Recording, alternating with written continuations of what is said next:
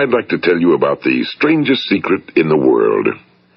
Some years ago, the late Nobel Prize-winning Dr. Albert Schweitzer was being interviewed in London, and a reporter asked him, "Doctor, what's wrong with men today?" And the great doctor was silent a moment, and then he said, "Men simply don't think." It's about this that I want to talk with you. We live today in a golden age. This is an era that man has looked forward to, dreamed of, and worked toward for thousands of years. But since it's here, we pretty well take it for granted. We in America are particularly fortunate to live in the richest land that ever existed on the face of the earth, a land of abundant opportunity for everyone. But do you know what happens? Well, let's take 100 men who start even at the age of 25. Do you have any idea what will happen to those men by the time they're 65? These 100 men who all start even at the age of 25 believe they're going to be successful. If you asked any one of these men if he wanted to be a success, he'd tell you he did. And you'd notice that he was eager toward life, that there was a certain sparkle to his eye, an erectness to his carriage, and life seemed like a pretty interesting adventure to him. But by the time they're 65, 1 will be rich. 4 will be financially independent. 5 will still be working. 54 will be broke.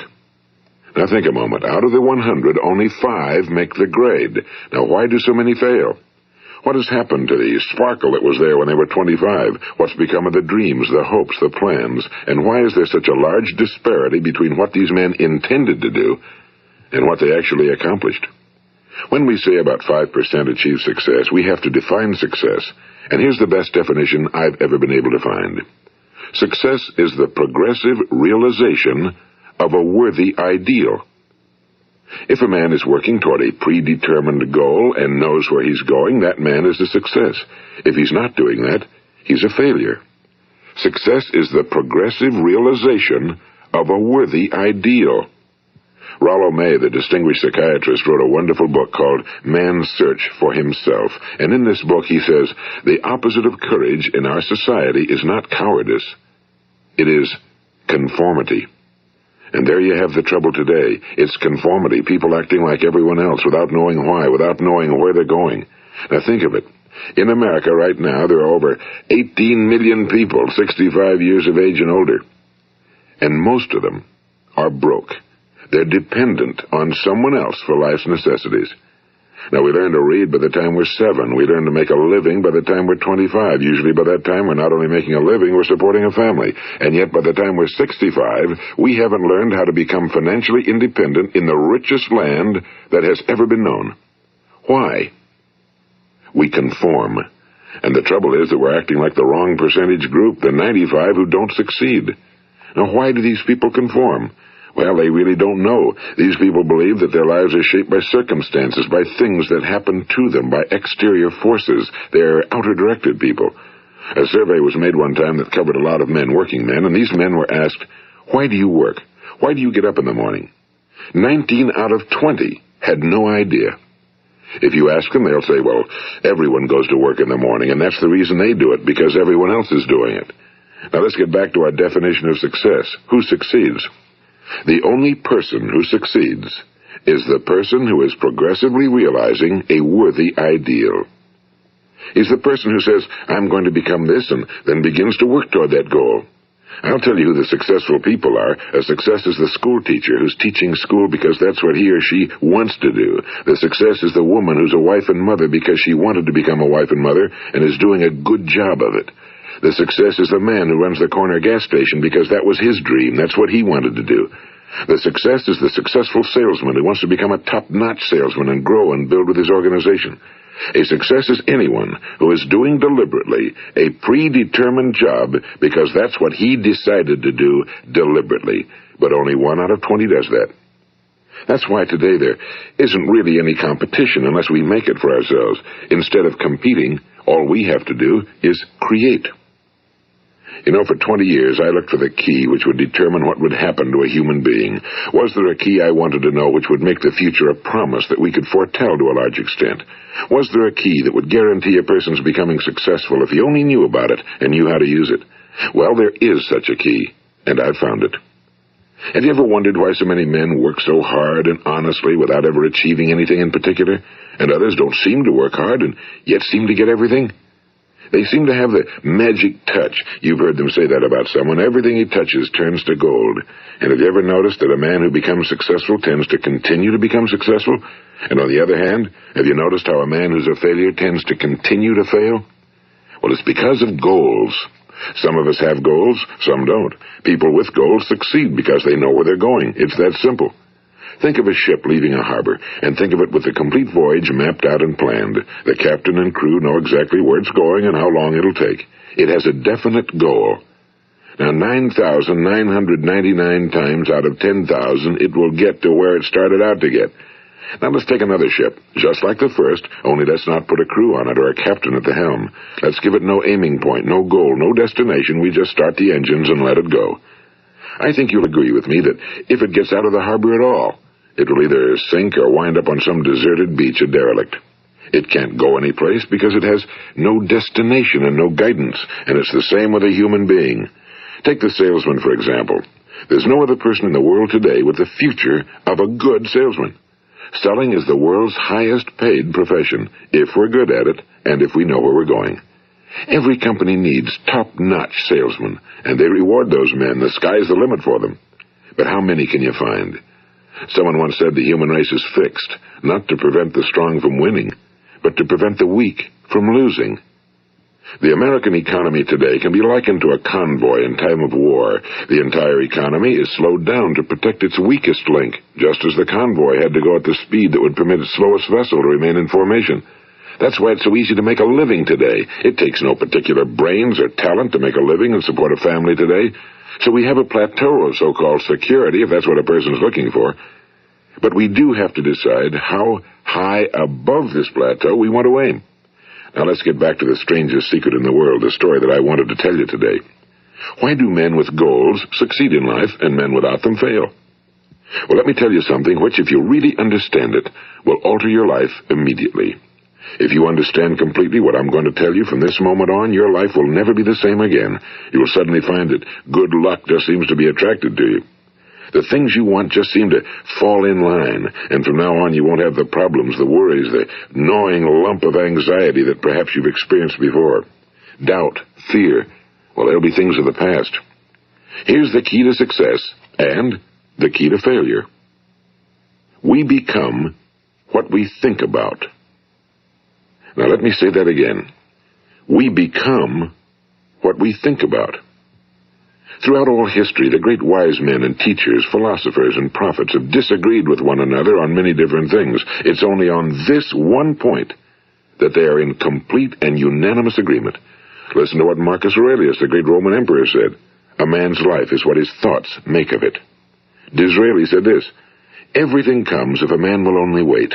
I've brought myself by long meditation to the conviction that a human being with a settled purpose must accomplish it, and that nothing can resist a will that will stake even existence for its fulfillment.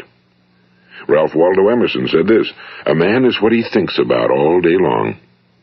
William James said, the greatest discovery of my generation is that human beings can alter their lives by altering their attitudes of mind. And he also said, we need only in cold blood act as if the thing in question were real, and it will become infallibly real by growing into such a connection with our life that it will become real.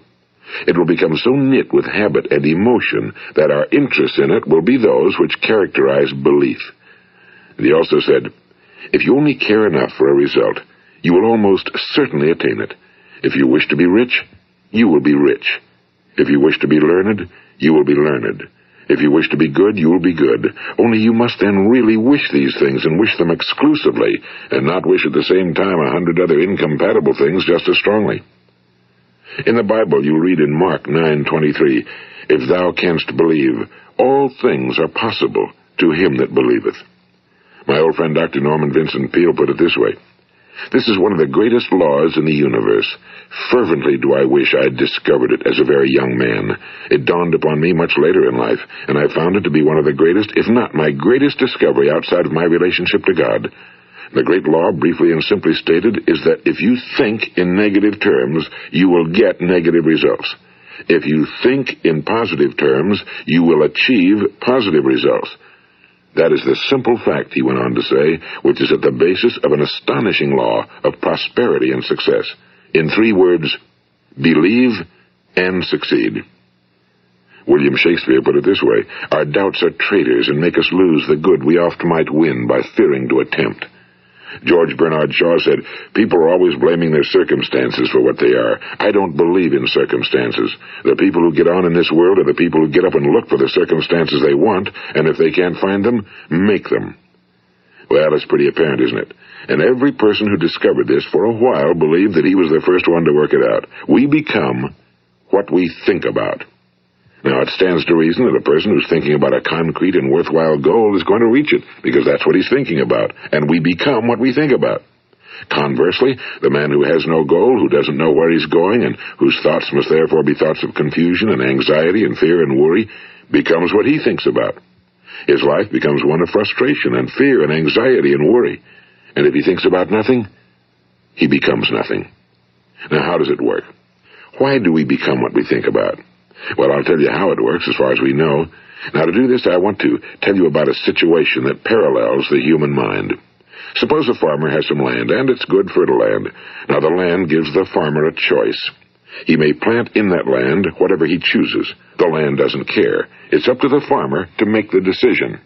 Now, remember, we're comparing the human mind with the land because the mind, like the land, doesn't care what you plant in it.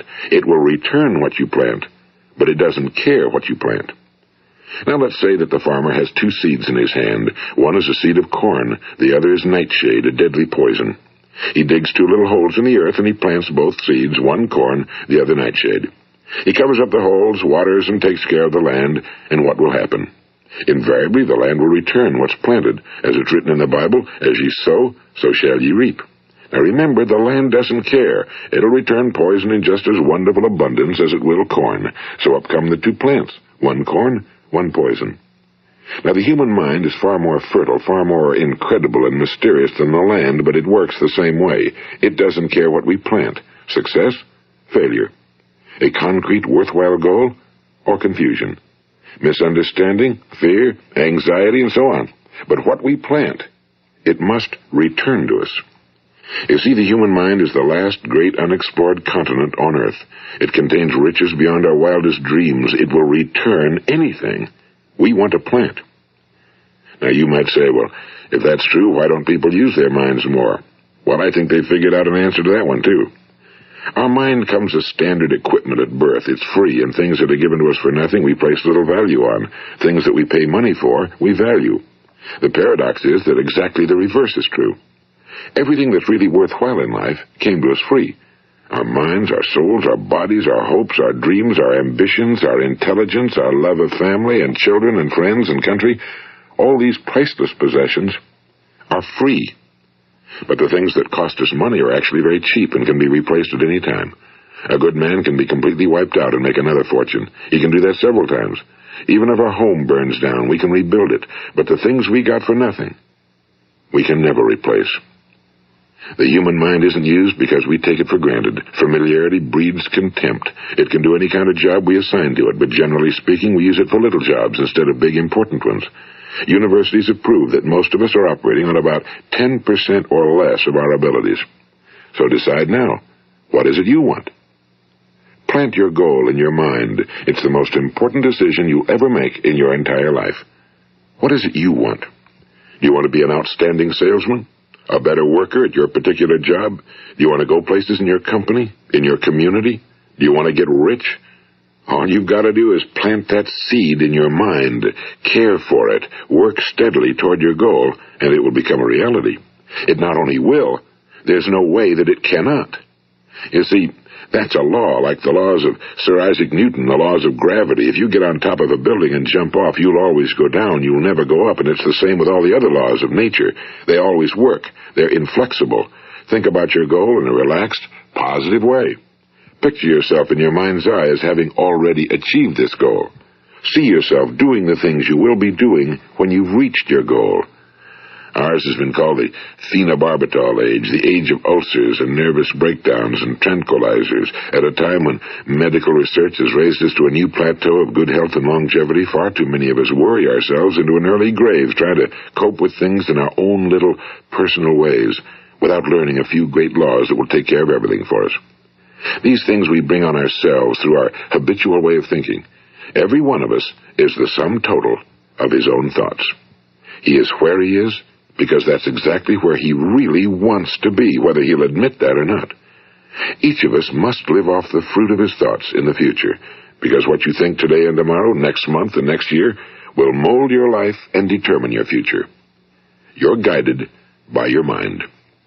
I remember one time I was driving through eastern Arizona, and I saw one of those giant earth-moving machines roaring along the road at about 35 miles an hour with what looked like 30 tons of dirt in it. A tremendous, incredible machine, and there was a little man perched way up on top with the wheel in his hands guiding it. And as I drove along, I was struck by the similarity of that machine to the human mind. Just suppose you're sitting at the controls of such a vast source of energy.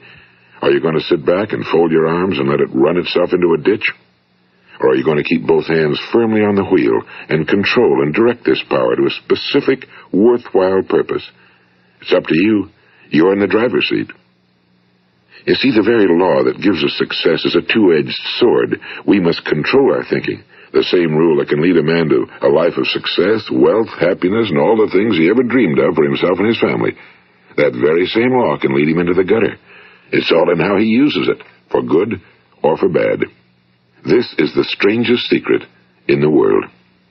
Now, why do I say it's strange, and why do I call it a secret? Actually, it isn't a secret at all. It was first promulgated by some of the earliest wise men, and it appears again and again throughout the Bible, but very few people have learned it, understand it.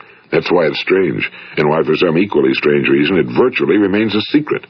I believe that you could go out and walk down the main street of your town and ask one man after another what the secret of success is, and you probably wouldn't run into one man in a month who could tell you.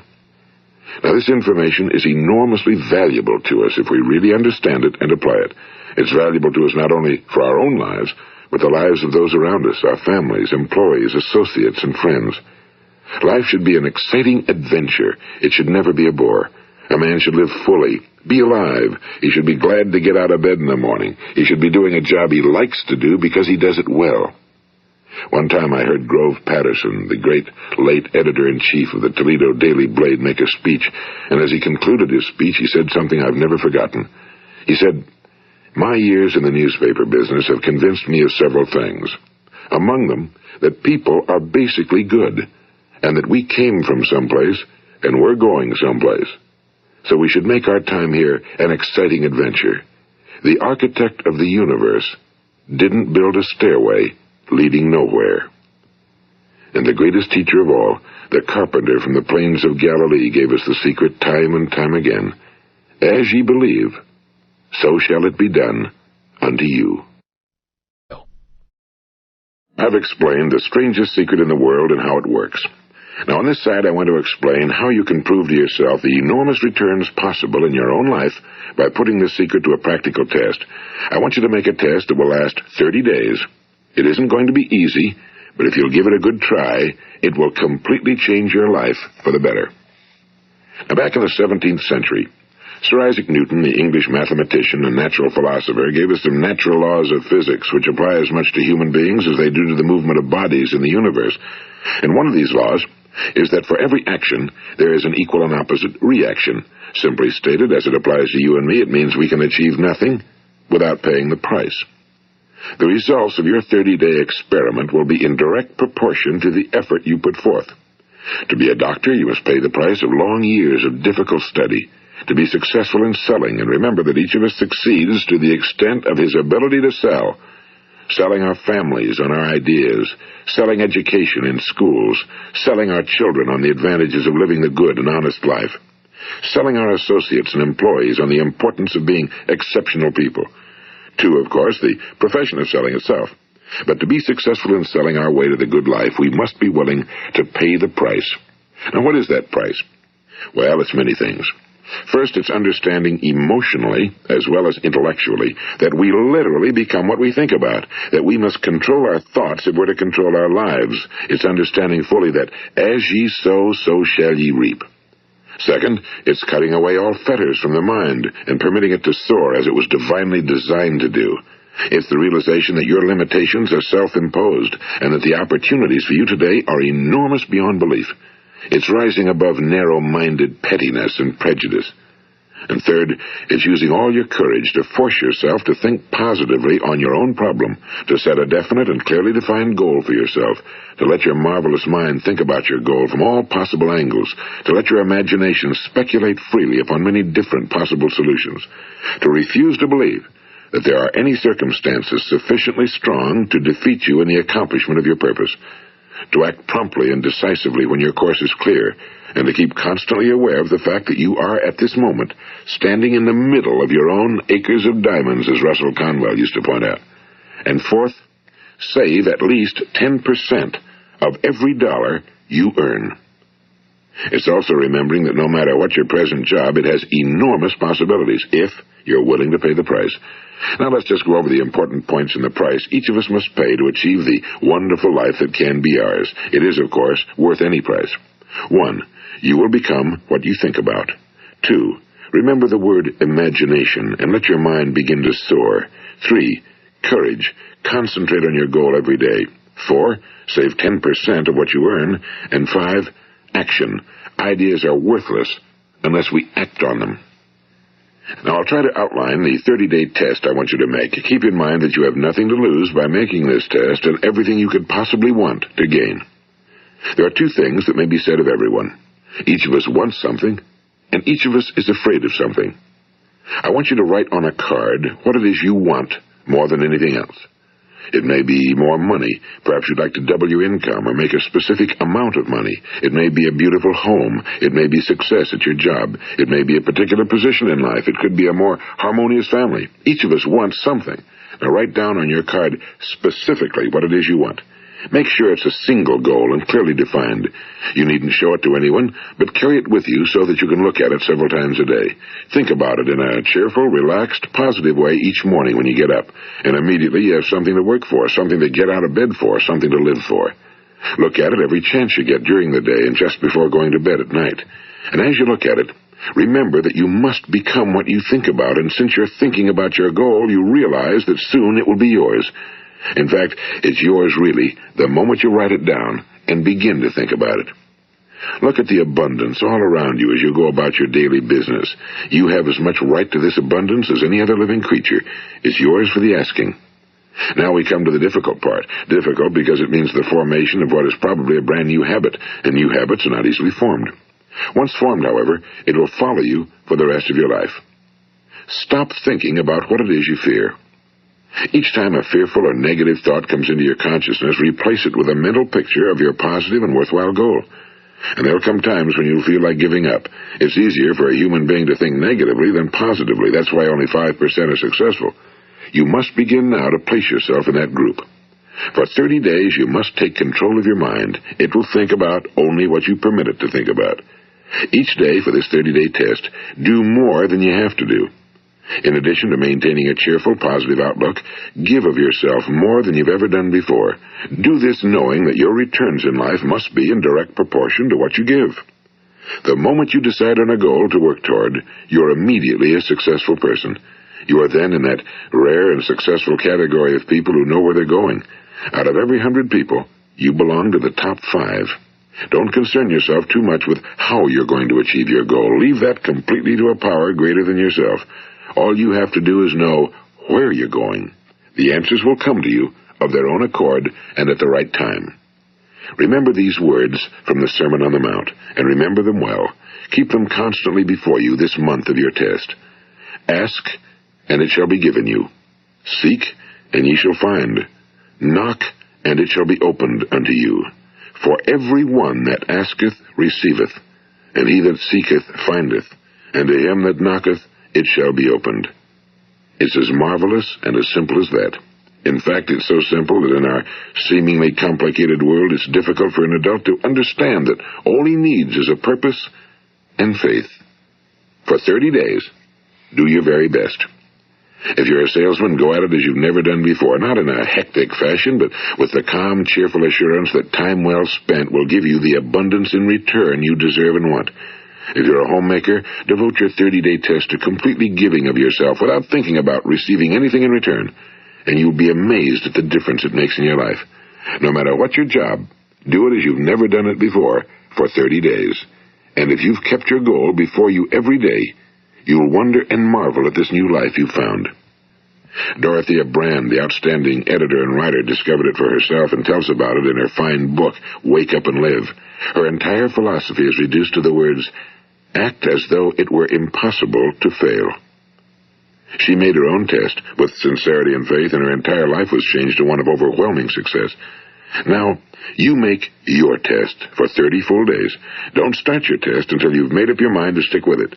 You see, by being persistent, you're demonstrating faith. Persistence is simply another word for faith. If you didn't have faith, you'd never persist. If you should fail during your first 30 days, by that I mean suddenly find yourself overwhelmed by negative thoughts, you've got to start over again from that point and go 30 more days. Gradually, your new habit will form until you find yourself one of that wonderful minority to whom virtually nothing is impossible. And don't forget the card. It's vitally important as you begin this new way of living. On one side of the card, write your goal, whatever it may be. On the other side, write the words we've quoted from the Sermon on the Mount. Ask, and it shall be given you. Seek, and ye shall find. Knock, and it shall be opened unto you. Nothing great was ever accomplished without inspiration. See that during these crucial first 30 days, your own inspiration is kept at a peak. And above all, don't worry. Worry brings fear, and fear is crippling. The only thing that can cause you to worry during your test is trying to do it all yourself. Know that all you have to do is hold your goal before you. Everything else will take care of itself. Remember also to keep calm and cheerful. Don't let petty things annoy you and get you off course. Now, since making this test is difficult, some will say, why should I bother? Well, look at the alternative. No one wants to be a failure. No one really wants to be a mediocre individual. No one wants a life constantly filled with worry and fear and frustration. Therefore, remember that you must reap that which you sow. If you sow negative thoughts, your life will be filled with negative things. If you sow positive thoughts, your life will be cheerful, successful, and positive. Now, gradually, you will have a tendency to forget what you've heard on this recording. Play it often. Keep reminding yourself of what you must do to form this new habit. Gather your whole family around at regular intervals and listen to what's been said here. You know, most men will tell you that they want to make money without understanding the law. The only people who make money work in a mint. The rest of us must earn money. This is what causes those who keep looking for something for nothing or a free ride to fail in life. The only way to earn money is by providing people with services or products which are needed and useful. We exchange our time and our product or service for the other man's money. Therefore, the law is that our financial return will be in direct proportion to our service. Now, success is not the result of making money. Making money is the result of success, and success is in direct proportion to our service. Most people have this law backwards. They believe that you're successful if you earn a lot of money. The truth is that you can only earn money after you're successful. It's like the story of the man who sat in front of the stove and said to it, give me heat, and then I'll add the wood. How many men and women do you know, or do you suppose there are today, who take the same attitude toward life? There are millions. We've got to put the fuel in before we can expect heat. Likewise, we've got to be of service first before we can expect money. Don't concern yourself with the money. Be of service. Build, work, dream, create. Do this, and you'll find there's no limit to the prosperity and abundance that will come to you. Prosperity, you know, is founded upon a law of mutual exchange. Any person who contributes to prosperity must prosper in turn himself. Sometimes the return will not come from those you serve, but it must come to you from someplace, because that's the law. For every action, there is an equal and opposite reaction. As you go daily through your 30-day test period, remember that your success will always be measured by the quality and quantity of service you render, and money is a yardstick for measuring this service. No man can get rich himself unless he enriches others. Now, there are no exceptions to a law. You can drive down any street in America and from your car estimate the service that's being rendered by the people living on that street. Had you ever thought of this yardstick before? It's interesting. Some, like ministers and priests and other devoted people, measure their returns in the realm of the spiritual, but again, their returns are equal to their service. Once this law is fully understood, any thinking person can tell his own fortune. If he wants more, he must be of more service to those from whom he receives his return. If he wants less, he has only to reduce his service. This is the price you must pay for what you want. If you believe you can enrich yourself by deluding others, you can end only by deluding yourself. It may take some time, but just as surely as you breathe, you'll get back what you put out. Don't ever make the mistake of thinking you can avert this. It's impossible. The prisons and the streets where the lonely walk are filled with people who tried to make new laws just for themselves. We may avoid the laws of man for a while, but there are greater laws that cannot be broken. An outstanding medical doctor recently pointed out 6 steps that will help you realize success. 1. Set yourself a definite goal. 2. Quit running yourself down. 3. Stop thinking of all the reasons why you cannot be successful and instead think of all the reasons why you can. 4. Trace your attitudes back through your childhood and try to discover where you first got the idea you couldn't be successful, if that's the way you've been thinking. 5. Change the image you have of yourself by writing out a description of the person you would like to be. And 6. Act the part of the successful person you have decided to become. The doctor who wrote those words is a noted West Coast psychiatrist, Dr. David Harold Fink. Do what the experts since the dawn of recorded history have told you you must do. Pay the price by becoming the person you want to become. It's not nearly as difficult as living unsuccessfully. Make your 30-day test, then repeat it again, and each time it will become more a part of you until you'll wonder how you could ever have lived any other way. Live this new way, and the floodgates of abundance will open and pour over you more riches than you may have dreamed existed. Money? Yes, lots of it. But what's more important, you'll have peace. You'll be in that wonderful minority who lead calm, cheerful, successful lives. Start today. You have nothing to lose, but you have a whole life to win. This is Earl Nightingale, and thank you.